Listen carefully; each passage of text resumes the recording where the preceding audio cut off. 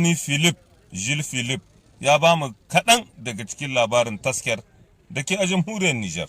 Tasker ko tasker ƙauye ne kuma gari ne da ke a matsayin ƙaramar hukuma ko rural cikin jihar Zandar a jamhuriyar Nijar. A cikin shekara ta 2010 tasker na da yawan mutane 33,544. Nan ne ma'aihwar mawaƙi Mamman Barka wanda aka haife shi a shekara ta 1958. Allahu sarki Allahu rabi Allahu ni mamman roƙo. Duk da kasancewar ta karamar hukumar da ba ta da yawan mutane, ta faɗaɗa a kan wani yanki mai faɗi kuma ta faɗaɗa kan manyan yankuna biyu, yankin Sahel a kudu da kuma hamadar Sahara a arewa. Zuwa arewa maso gabas, garin na da hawa kan hau zuwa tsayi na mita 710, kwatankwacin taki ko kuma ƙafa 2,330 har zuwa Tarmit.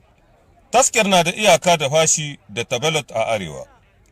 Ungurtu zuwa gabas, Alakwas Kyalle da Ingelbeli daga kudu da Tanya zuwa yamma.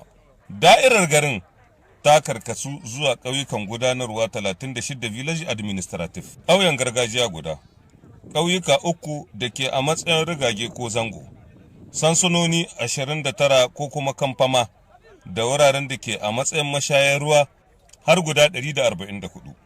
Tasker a halin yanzu gunduma ce ko kuma a ce departament a turance. Taskiyar yana da daɗi, can dai akwai tudunai, tudunan ƙasa akwai mu, tal da kyawu, kana sal babu dauda.